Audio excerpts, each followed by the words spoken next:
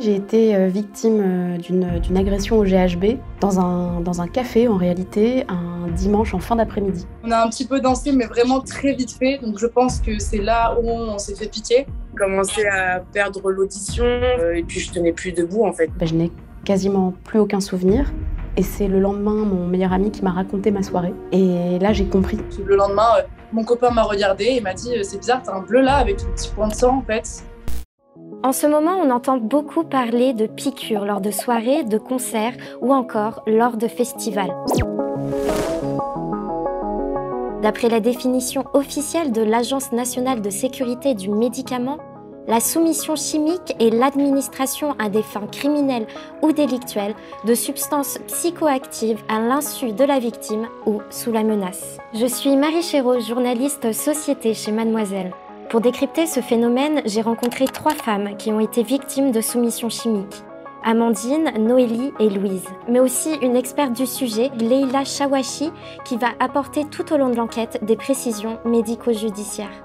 Bonjour Amandine. Je m'appelle Amandine, j'ai 22 ans et je suis étudiante à Tours. C'était une soirée étudiante qui était organisée par la ville de Tours. J'ai pas bu beaucoup d'alcool, tout allait très bien. Donc on a dit qu'on allait continuer en boîte de nuit. Et en fait, j'ai une de mes copines qui a commandé une bouteille d'alcool et j'ai commencé à me servir mon 3e verre.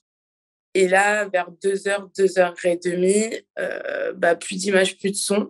Ça a été mon dernier verre. J'ai commencé à perdre l'audition et puis je tenais plus debout en fait. Et à un moment donné, je me suis assise pour reprendre un peu mes esprits en me disant j'ai bu peut-être trop vite. Et en fait, j'ai fermé les yeux pour moi 6 secondes, même pas. Ça a été le trou noir pendant plus de 6 heures jusqu'au lendemain matin en fait où je me suis réveillée chez moi alors que pour moi, j'étais encore dans la boîte de nuit. Juste, je me rappelle d'avoir vu la personne me mettre de la drogue dans mon verre. Et quand tu la vois mettre la drogue dans ton verre, c'était de la drogue sous format liquide, c'était des comprimés écrasés? C'était des comprimés. Et Ouais. sur le moment, j'ai eu très très peur. Donc, la première réaction, ça a été d'aller le déposer au barman en fait dans la foulée. Le problème, c'est que en fait, j'ai l'impression que le barman n'a strictement rien fait alors que je lui ai montré la personne, etc.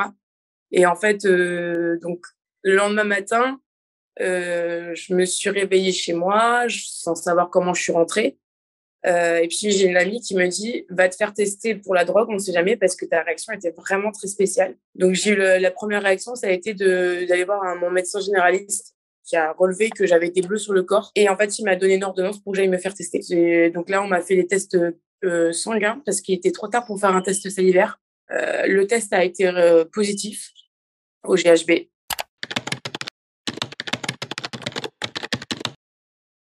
J'aimerais simplement m'arrêter 2 minutes sur cette notion d'être positif au GHB, ça me paraît extrêmement important. Nous sommes tous positifs au GHB. C'est normal d'être positif au GHB. Alors dans le cas de ce témoignage, je comprends bien qu'elle veut dire qu'elle est positive au-delà des valeurs physiologiques. On sécrète naturellement du GHB dans le corps, et donc c'est au-delà d'une certaine concentration qu'on dit qu'on est positif au GHB. Dans notre rapport d'enquête, le GHB est peu retrouvé. Attention tout de même au fait que ça n'a pas valeur de recenser tous les cas, donc on passe potentiellement à côté de certains cas, et comme je vous l'ai dit tout à l'heure, les délais de détection étant ce qu'elles sont, on peut aussi passer à côté de certains cas. En revanche, il y a des substances qui, elles, sont identifiables plus longtemps, donc 2, 3 jours jusqu'à 5 jours pour certains médicaments dans le sang et l'urine, et dans ce cas-là, effectivement, ce qu'on retrouve majoritairement, et là c'est plus de 70% des mentions de substances qui concernent des médicaments psychoactifs, donc des médicaments prescrits ou hors prescription, mais notamment des médicaments prescrits et qui peuvent être utilisés et détournés à des fins criminelles. Il y a d'autres drogues qui sont utilisées,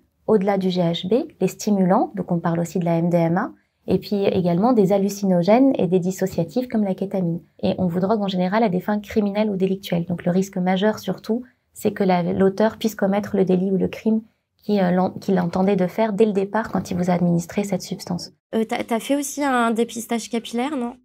C'est ça. En fait, Ouais. les réseaux. Alors après les réseaux sociaux, j'ai les médias qui s'en sont mêlés et Ouais. aujourd'hui, je remercie vraiment les médias parce que ça m'a beaucoup aidé à avancer dans la procédure, au point que la gendarmerie de Tours m'appelle en me demandant de venir porter plainte une seconde fois et puis de faire un prélèvement capillaire, ouais. Donc effectivement, on peut retrouver le GHB dans le sang ou dans l'urine, mais c'est dans un délai assez court, donc c'est de 6 à 9 heures dans le sang, de 10 à 12 heures dans les urines. Passé ce délai, on ne pourra pas l'identifier dans le sang, et c'est la raison pour laquelle on passera ensuite à un prélèvement capillaire à 1 mois minimum de distance pour savoir si on est positif au GHB. Est-ce que grâce à ce tweet, tu as trouvé des personnes qui ont été, pareil, droguées à leur insu lors de la même soirée? J'ai eu 2 autres filles qui ont été droguées à leur insu. Et en fait, moi, j'ai eu beaucoup de chance par rapport à elles. C'est que mes amies m'ont récupérée dans la foulée. Alors qu'elles, elles ont été... alors, il y en a une qui a été agressée sexuellement par cet homme. Okay. Et la deuxième, elle a été retrouvée inconsciente dans la boîte de nuit. 1 mois après, tu racontais dans l'émission que tu as constaté un abcès au niveau de ta côte. J'ai fait un abcès au niveau de la côte parce que la substance est restée à la surface. Le problème, c'est que ça s'est infecté. Et je suis partie aux urgences parce que je ne pouvais plus m'asseoir, je ne pouvais même plus respirer, ça me faisait tellement mal que du coup, ils m'ont opérée aux urgences et ils ont fait des prélèvements et ça a été aussi positif au GHB. Elle soulève un point, alors je ne pourrais pas rentrer dans les détails de cet abcès parce qu'il y a plusieurs origines possibles à un abcès et je ne connais pas le dossier de cette victime. En revanche, elle soulève un point qui est intéressant, c'est le fait que quand bien même on déterminerait qu'on a été drogué au GHB ou à une autre substance, faire le lien entre la piqûre elle-même et la présence de GHB ou d'une autre substance dans le corps va être de toute façon extrêmement complexe à mettre en évidence, puisque ça peut être, comme je vous l'ai dit tout à l'heure, un autre vecteur. Donc à moins de trouver la seringue avec la substance qui le contienne, ça va être quand même extrêmement compliqué de faire la lumière sur cette situation.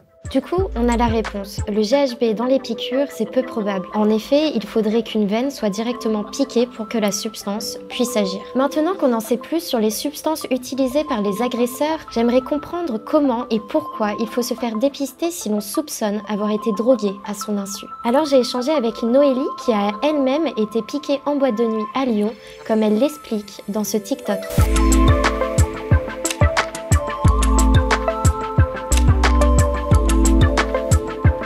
J'étais sur Lyon déjà, il faut savoir qu'avant d'aller à cette soirée, je m'étais déjà renseignée où est-ce qu'il ne fallait pas aller par rapport aux piqûres, parce que j'avais déjà très peur de ça. Du coup, au final, on a choisi d'aller au Loft, que j'ai aussi cité dans mes TikTok. On a un petit peu dansé, mais vraiment très vite fait. Donc, je pense que c'est là où on s'est fait piquer. Le lendemain, mon copain m'a regardé et m'a dit « C'est bizarre, t'as un bleu là avec un petit point de sang, en fait. Ça se voit vraiment bien, en vrai, c'est assez distinct. » Et moi, du coup, j'ai fondu directement en larmes parce que j'avais super peur d'avoir quelque chose. Moi, du coup, j'avais sur la cuisse. Ma pote, elle avait sur sa fente, elle avait une robe assez longue avec une fente et pile là où il y a la fente, elle avait un point rouge avec un bleu et mon copain, il s'est fait piquer en bas du ventre. Voilà, donc du coup, les trois, on est partis directement le dimanche soir, en fait. Donc c'était le samedi, donc le dimanche soir à l'hôpital quand on s'en est tous aperçus. Du coup, on a fait une prise de sang tous, voilà. Et sur les résultats, donc tous, on était négatifs en niveau drogue puisque déjà, on s'y est pris un peu trop tard. Parce que malheureusement, en un jour, on va peut-être pas... Enfin, on s'y est pris le soir, le lendemain soir. Donc, en un jour, on n'a peut-être pas le temps de voir s'il y a eu de la drogue ou pas. Donc, tous négatifs en drogue et tous négatifs au VIH. Donc, on n'a rien senti et tous, on n'a pas eu d'effet, en fait, secondaire. Donc, je pense qu'on n'a pas été drogués, que maintenant, ils piquent pour, entre guillemets, le kiff. Alors, en tout cas, cette jeune fille déjà eu le bon réflexe. Donc, c'est de se rendre en service d'urgence pour permettre de constater la zone d'effraction cutanée qu'elle pense avoir identifiée et qu'elle attribue à des piqûres avec ses proches, et donc c'est nécessaire de le faire puisque les médecins vont pouvoir évaluer la nécessité ou pas de mettre en place une prophylaxie.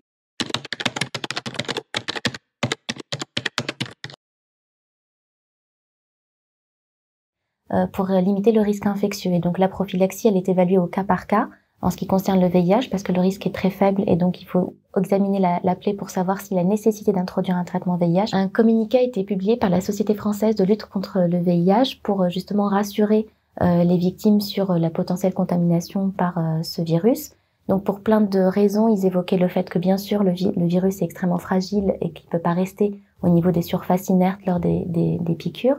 Et puis ensuite, pour plusieurs raisons, la prévalence du VIH est extrêmement faible, donc ce n'est pas quelque chose d'extrêmement répandu. Et puis quand bien même une personne serait VIH positive autour de vous, les personnes qui sont contaminées par le VIH sont souvent traitées, et lorsqu'elles sont traitées, elles sont sous charge virale indétectable, et donc ce qui les rend non contaminantes pour les autres personnes. Et puis ensuite, vous avez également le risque de contamination par l'hépatite B. Et donc là, en général, la bonne nouvelle, c'est qu'on est vacciné. La mauvaise, c'est qu'on n'est pas forcément tous à jour dans notre calendrier vaccinal ou qu'on peut justement ne pas avoir un taux d'anticorps suffisant. C'est la raison pour laquelle on vous fait un examen sérologique. On vérifie si vous avez des anticorps. Et si ce n'est pas le cas, on vous administre une prophylaxie anti-VHB. Donc c'est le cas avec cette jeune fille. Donc sur le moment, on vous vaccine. Et ensuite, au bout d'1 mois, il y a un rappel à 6 mois pour que vous soyez couverte. Donc, au-delà de cette prophylaxie anti-VHB, dans tous les cas, il va falloir faire un check dans 3 mois pour le virus de l'hépatite B et pour le virus de l'hépatite C pour vérifier qu'il n'y a pas une séroconversion. Pour rappel, l'hépatite B est une maladie virale du foie potentiellement grave.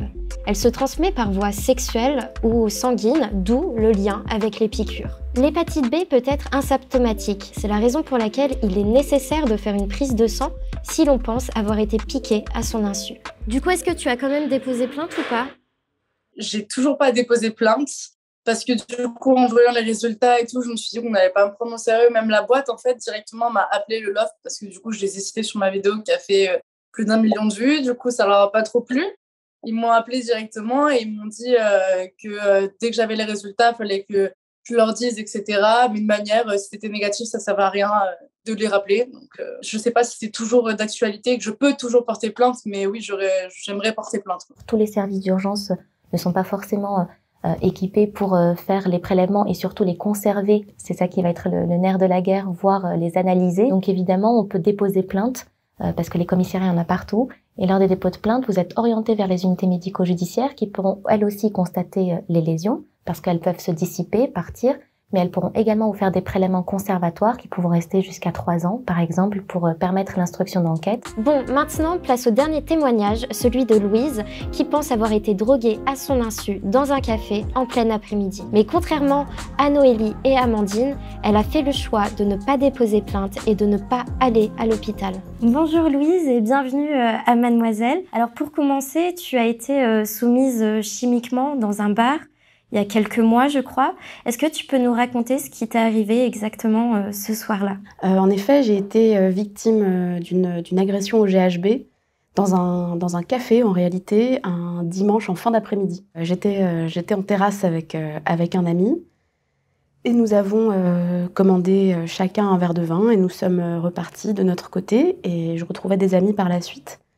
Et très vite, j'ai senti que j'étais dans un état d'euphorie assez particulier et tout de suite voilà j'ai compris qu'il s'était passé quelque chose de pas normal et sur le coup de 19h en fait je n'ai quasiment plus aucun souvenir et c'est le lendemain mon meilleur ami qui m'a raconté ma soirée et là j'ai compris en fait que j'avais eu un blackout de plus de 12 heures voilà et c'était très perturbant parce que je savais au fond de moi que j'avais très peu bu avec mon meilleur ami nous avions peut-être pris un verre ou deux. Mais quand il m'a raconté que nous étions allés à l'autre bout de Paris en bus, qu'on avait rejoint des amis et qu'il avait dû par la suite commander un Uber et me raccompagner jusqu'à chez moi, taper le code de mon immeuble parce que je ne tenais plus debout et carrément aller jusqu'à déplier mon canapé lit, me mettre au lit.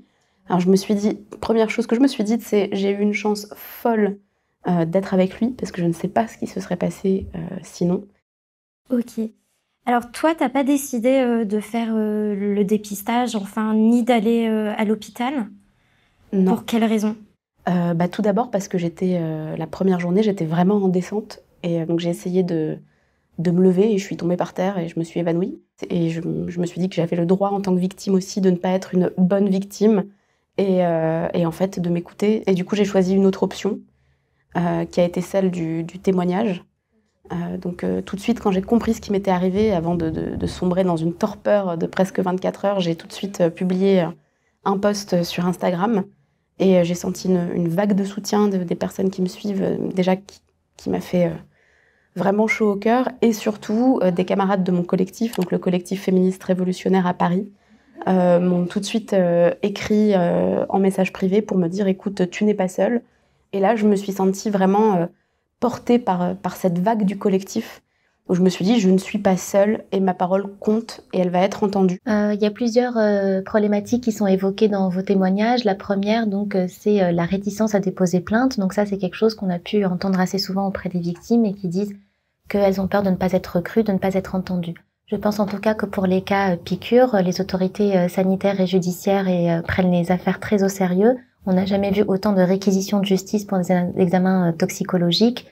D'ailleurs, j'aurais souhaité qu'il y en ait autant pour les violences faites aux femmes en dehors de ces cas piqûres. Et peut-être que ces cas piqûres auront cette vertu d'améliorer de façon globale le circuit de prise en charge des victimes et du fait qu'elles soient crues et considérées et qu'on mène des investigations jusqu'au bout. Au vu de nombreux obstacles au dépôt de plainte, comme l'impression de manquer de légitimité, de preuves ou encore à cause d'une appréhension face à la police, on peut comprendre que de nombreuses victimes ne passent pas par la case commissariat. Mais bonne nouvelle, de nombreuses associations ont mis en place des procédures en réponse à ce phénomène, telles que des pages de témoignages sur les réseaux sociaux, des campagnes de prévention ou encore des formations auprès de personnel de bars ou de boîtes de nuit. Pour y voir plus clair, on a appelé Marion Delpech, cofondatrice de l'association Act Right, pour un milieu festif plus safe et responsable. Donc, moi, je m'appelle Marion Delpech, j'ai cofondé Act Right, qui est une asso qui existe depuis 2019.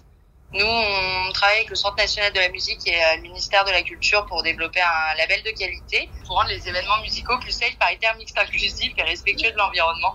On forme les professionnels pour qu'ensuite ça redescende auprès du public. Les formations, on les fait autour des violences et harcèlements sexistes et sexuels. C'est-à-dire, je sais pas, mettre en place des safe zones, par exemple, ce sont des endroits où de potentielles victimes peuvent aller voir des personnes formées à ces questions-là.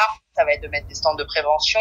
Après, en effet, depuis le début de l'année, on a lancé des rencontres nationales autour de la soumission chimique. Comment on peut réfléchir en tout cas à de meilleurs protocoles et une prise en charge des victimes qui soit plus cohérente. La vraie question, en fait, c'est déjà de remettre le problème sur les agresseurs. En vrai, la majeure partie des structures, honnêtement, ont grave envie de changer les choses là-dessus. Le travail d'associations comme Act Right ou encore Consentis est primordial.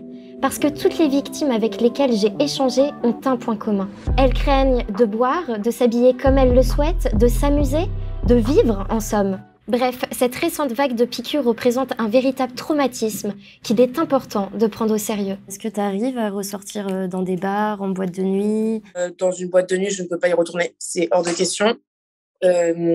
Après, dans les bars, j'y vais, mais je suis quand même encore réticente. Il y a des moments où quand je sens pas la personne, j'ai un peu peur d'une personne ou maintenant j'ai l'instinct, c'est de mettre la main sur le verre. Ni un bar dansant, ni une boîte de nuit. Là, je pense que c'est fini pour moi avant pas mal de temps. C'est sûr, à 100%, ouais. Je mettrais des pantalons bien hauts, couvrants pour éviter déjà parce que c'est plus facile de piquer en fait la cuisse directement. Quand une fille est en robe, tu vas te dire allez tiens, je vais piquer celle-là parce qu'elle est en robe. Donc là, on parle plutôt de le mécanisme psychologique des victimes qui ont tendance à toujours se culpabiliser de ce qu'elles ont pu endurer ou subir. Et donc, de plus en plus, on entend peut-être que j'ai été piquée parce que j'étais en décolleté ou parce que je portais un short ou parce que j'avais une attitude qui s'y prêtait ou parce que j'ai trop bu. Et effectivement, là, les retentissements psychiques, on commence à les ressentir puisque les victimes vont décrire le fait qu'elles ont peur de se rendre en soirée, qu'elles auraient tout bien fait et qu'elles ne comprennent pas pourquoi elles ont été piquées, qu'elles ne se sentent plus en sécurité dans un milieu du monde, elles ont des réactions phobiques. Et donc, le retentissement psychologique est réel. Les victimes ont aussi été piquées à travers des vêtements. Et donc, il ne faut pas en tout cas chercher à comprendre qu'est-ce qui a fait que dans son comportement, on a pu attirer un piqueur.